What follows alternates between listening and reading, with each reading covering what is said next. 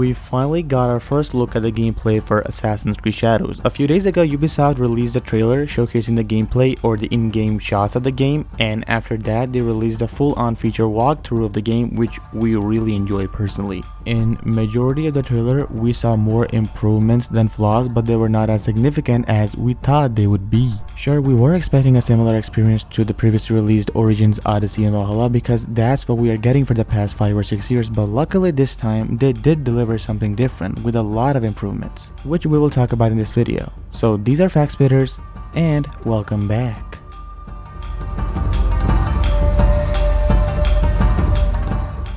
So just as the trailer starts, we saw a whole new and different variety of wildlife. We saw a lot of monkeys here and there. The vegetation is quite dense with accurate representation of the forests, which actually feel like forests, which is mostly due to the huge power of the next generation of consoles, and also because this game is being made on a completely new and different engine, which is titled Animal Pipeline. And this engine holds the capacity to render everything as accurate as possible. And this is why we see huge waterfalls, mountains, and villages actually feel like villages and mountains. Aside from this, another massive improvement that we saw is in the facial animations. Now the characters talk more naturally and feel more human as compared to the previous games, where they're just like robots.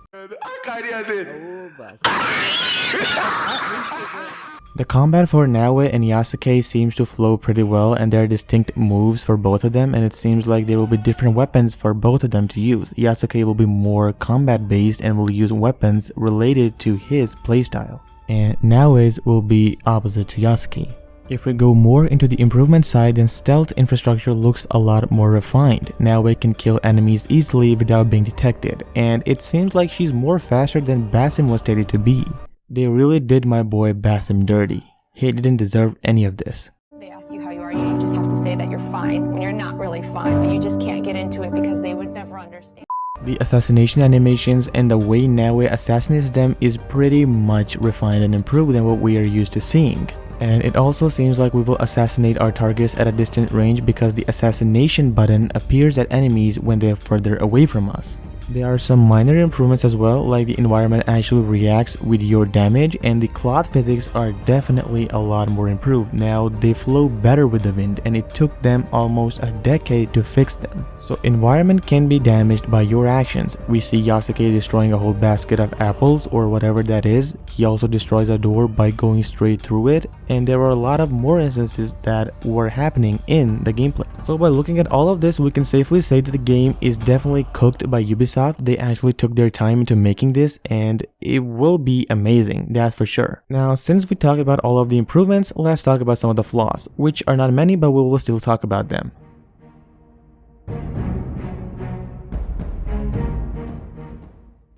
Now, enough of the improvements, let's talk about some of the flaws that we saw in the gameplay. Obviously, since this game is still in its development stage and we don't know from which version of the game this gameplay was taken from, so we cannot speculate anything related to this in the final product. Firstly, the animations for combat and parkour look stiff. For example, when Naoe does a backflip and jumps to the ground, you can see there is a 1-second pause when she does that, indicating that the animations need some polishing. Other than that, when she jumps from one place to another, there's also some sort of magnetation that we can feel. As for the combat animations, there's also 1-second gap. It's like they're skipping some frames while fighting. And the environmental damage feature looks a lot more robotic. It's like when we cut the trees, they actually stay in air for a second and then just fall down. The gun mechanic that was shown in the trailer where Yasuke is shooting gun is quite polished as well, but there isn't some sort of flow to it. It seems robotic as well, so the animations need a lot of polishing. Other than that, the assassination animations are pretty good. They don't need any kind of rework, but the environmental damage and the things that we discussed earlier need a lot of work. Since we are already talking about animation, so let's take a few nitpicks. So when we see our characters talk, we can see for a very brief moment that their lips don't actually sync with what they're saying. It'll be me in the shadows.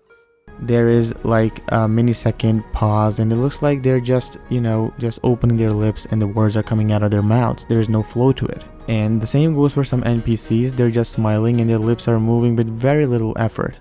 I know this will be fixed in the final version, but this thing quite annoys me. Some players actually noted that your katana or any type of weapon that you're wielding just clips through your character. It looks quite unrealistic and is quite annoying once you notice it. So these were some of the flaws that we noticed, although they weren't that much, but they were some of the major ones that we found. And all of them will be hopefully fixed by the end of the game's development run. And as for the graphical issues, they will be fixed definitely, because Ubisoft doesn't compromise on the graphics side.